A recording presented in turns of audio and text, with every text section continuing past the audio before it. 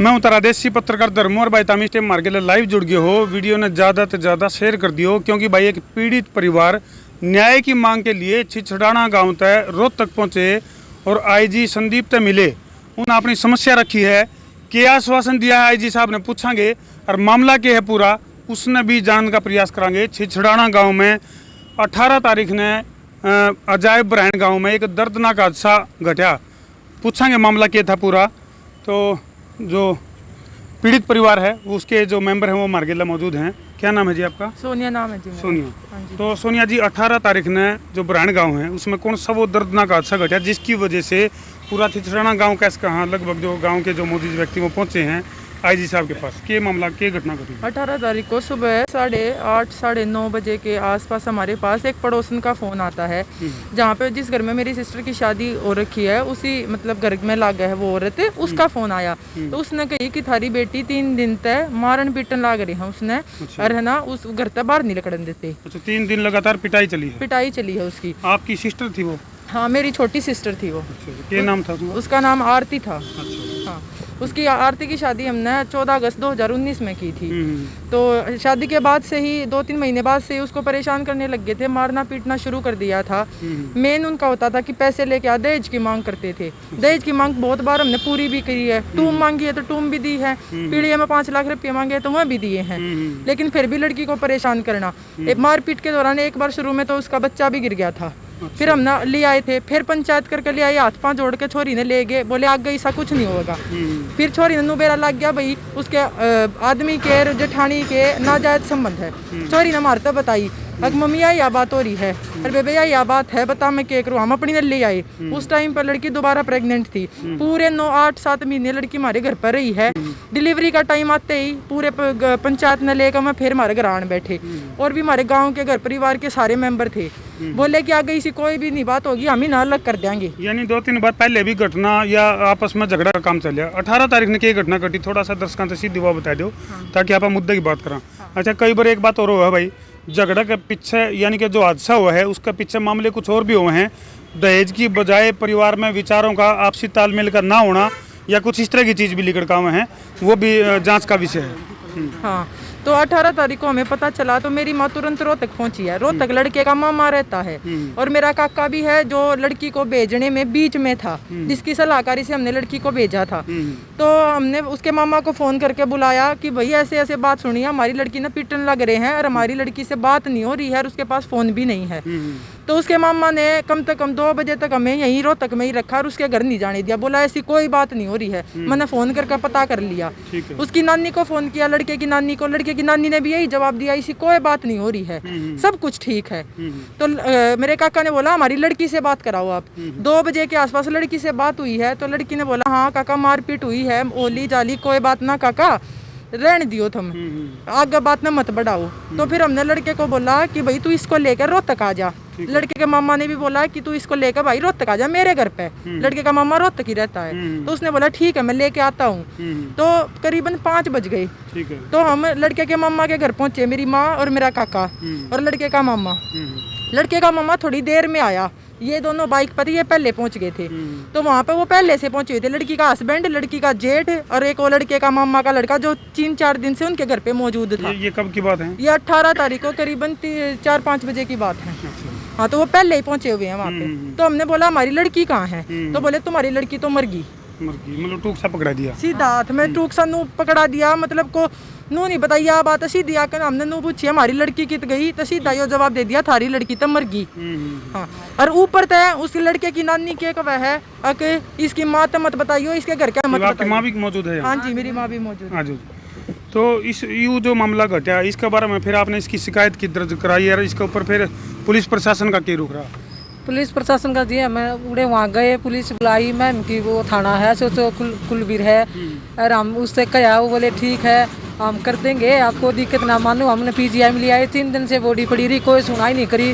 कुलदीप के पास मैंने फ़ोन कराया, मैं कहा जी बॉडी को हम दिवाओ और ये हम आगे कुछ हमारी कार्रवाई करो। ये बोले हमारे हाथ में काम नहीं है, या है वो है अपनी फाइल ले जा, तू इतने पर रोक जमा रही है, मैं किए जानू। उसने उस मेरे से भी उल्टा सीधा बोला उसने। यानी जो पुलिस की तरफ से जो सहयोग मिलना चाहिए था वो नहीं मिला। नहीं मिला जी। उसके बाद फिर और भी कितने गए आप या सीधा आईजी ऑफिस में गए जी? हम मैं डीएसपी साहब के गए, उसने भी ये कहा ठीक है हो जाएगा। तो उसने 3 दिन का टाइम दिया था, 3 दिन रुक जाओ हम बुला लेंगे कह देंगे। 3 दिन भी हो गए जी, हमारे फोन भी बंद कर दिए सोचो थाने, और उसने भी डीएसपी ने भी कोई वो कार्रवाई नहीं जी, कुछ नहीं जी। हम आज आए हैं ये आज यानी कि 28 मई ने फिर आप आईजी ऑफिस में। ये जो तस्वीर तो हम देखने लग रहे हो भाई, आईजी ऑफिस रोहतक में पहुंचे हैं और आईजी साहब से मुलाकात हुई है। तो पहले ये तस्वीर देखो और पूछेंगे फिर भाई इन तीक के आश्वासन दिया है।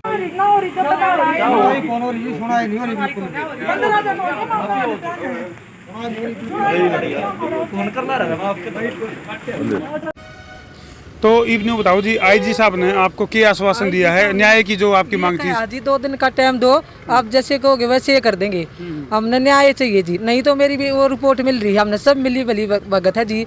मैंने मेरी बेटी का न्याय चाहिए, नहीं तो हम मेरे 2 बच्चे और न लेकर जी मैं यहाँ इससे रोड पे भी ना ऐसा काम कुछ नहीं करना, क्योंकि परमात्मा की दी हुई जिंदगी है, ऐसा कोई काम नहीं करना जी। मेरी सुनाई नहीं हो रही जी, मैंने 10 दिन हो गए मेरी बेटा, हमने पानी पीना नहीं, रोटी खानी नहीं, वह तो ऐसी में सो रहे हैं। मेरी बेटी मर गई, हम तो रोड पर घूम रहे हैं, वो ऐसी में सो रहे, उन्हें मेरी बेटी मार दी। 11 महीने का बच्चा जी। अच्छा है वो बेचारा में, वो भी बेचारा परेशान सब कुछ। और मेरे घर में आकर मेरी ससुराल में आकर छछड़ाने आकर हमें धमकी दे रहे हैं, तू मान जा ना तो हम तेने जानते मार देंगे सारे कुनबे ने। तो ये धमकी के बारे में भी आपने आईजी साहब को बताया, प्रशासन को दोबारा कंप्लेंट करी? प्रशासन उसको भी करी थी जी, वो बिनु बोले कुछ नहीं, अपने दो रहते बातें बना रही है, मना कर रहे हैं ये बोले जी। अच्छा तो बिल्कुल आईजी साहब ने जो आश्वासन दिया, आप बता रहे थे भी डीएसपी साहब को आपके सामने फोन कराया था, तो उसके बारे में थोड़ा दस्तावेज बताइए। आईजी साहब ने मेरी कंप्लेंट सुनने के बाद मेरे सामने ही डीएसपी साहब को फ़ोन किया था, शमशेर सिंह जी को, और मेरे सामने ही बोला कि अभी तक सोनिया के केस का कहाँ तक पहुँची है कार्रवाई और कहाँ तक नहीं पहुँची है। जो रिक्वायर्ड है उनको जो मृतका है उसका क्या नाम था? आरती नाम था। हाँ, तो जो रिक्वायर्ड है उनको गिरफ्तार अभी तक क्यों नहीं किया है? जब इन्होंने मारपीट का मामला पहले से बताया गया है तो आपने अभी तक उनको क्यों नहीं उठाया? पड़ोसन ने फोन किया, उनके फोन से स्टेप वाइज वो करो, आप देखो फोन पहुंचे या नहीं पहुंचे, अगर पहुंचे हैं तो आप उन्हें उठाओ, आप उठा क्यों नहीं रहे हो? बिल्कुल सही बात है। तो भाई पीड़ित परिवार जो है न्याय की गुहार के लिए छिछड़ाना तय और आईजी ऑफिस रोहतक पहुंचे और न्याय की गुहार ला रहा है। सबसे बड़ी बात तो यह है कि एक तरफ तो सरकार जो है वो बेटी बचाओ और बेटी पढ़ाओ के नारे लावे है, दूसरी तरफ आप जो है कन्या की रक्षा की बात कर रहा और भाई टेम पे किते जो है ना कन्या जिमान का काम कर रहा, और जब बेटी जब न्यू दुखी हुआ है तो परिवार जो है पूरा परेशान हो जाए है। तो भाई आड़ा है का दुख आवे है, जब एक बेटी ने ससुराल में किते न किते जो है चाहे वो दहेज के कारण या किसी और कारण अपनी जान तक हाथ धोने पड़े हैं, तो यह बहुत बड़ा दुख की बात है। और उसके बाद जो पीड़ित परिवार है वो न्याय की मांग के लिए दर दर की ठोकर खावा है, तो इससे ज़्यादा दुख की बात नहीं हो सकती। और सरकार को हम फिर अपील करेंगे, एक तरफ सरकार जो है वो बेटी बचाओ और बेटी पढ़ाओ के बड़े बड़े दावे और बड़े बड़े नारे लावे है, तो दूसरी तरफ यूँ जो दृश्य हम देखने लग रहे हैं पूरा गांव पटला होकर आया है, तो एक बेटी के न्याय के लिए मांग कर रहे हैं।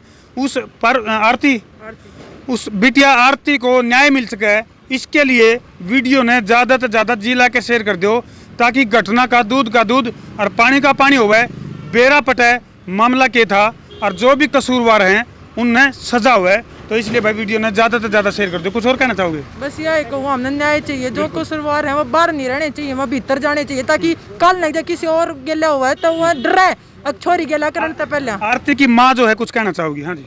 जब लड़ाई हुई ना 6 महीने तो मेरे पास बैठी थी, उसने पंचायत में उसकी जेठानी की माँ, जेठानी उसका माँ, उसका आदमी, उसकी सासू, उसके मामा का छोरा, उसका मामा महेंद्र है, और उसकी मतलब ये सारे थे इन उसमें गलान में। जो मेरा देवर लगा वो भी शामिल था।